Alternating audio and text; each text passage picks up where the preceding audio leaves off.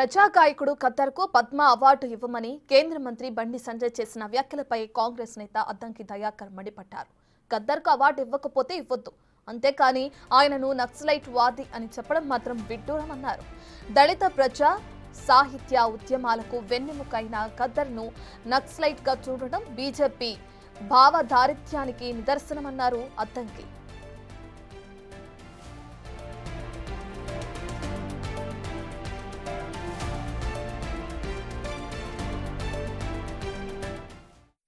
బండి సంజయ్ గారు గద్దర్ గారి మీద చేసిన స్టేట్మెంట్స్ అనేవి బాధ్యతారాహిత్యమైనవి.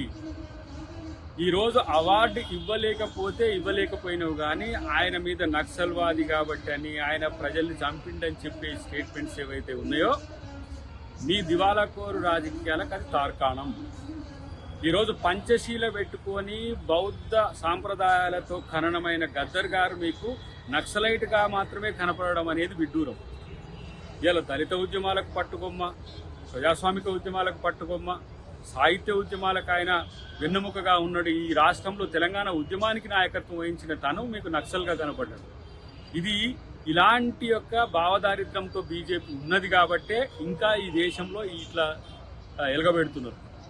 మీరు చేసే ప్రకటనల వల్ల తెలంగాణ సమాజానికి కాదు, భారత సమాజానికి అనుకూ వచ్చేది ఏం లేదు. మీరు చేస్తున్న రాజకీయ ప్రకటనలు రాజకీయ ప్రయోజనాల కోసం చేస్తున్నాయి తప్పితే మరొకటి కాదు.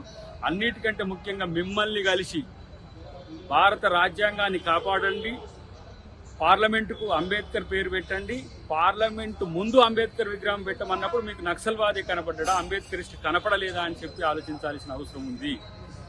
ఈరోజు కేవలం రాజకీయ ప్రకటనలకే పరిమితమైన ఇద్దరు కేంద్ర మంత్రులతో వచ్చింది ఏం లేదు, ఏమిరా బాలరాజు నీ వల్ల అన్నట్టుగానే ఇలా ఉన్నదనేది మా యొక్క అభిప్రాయం.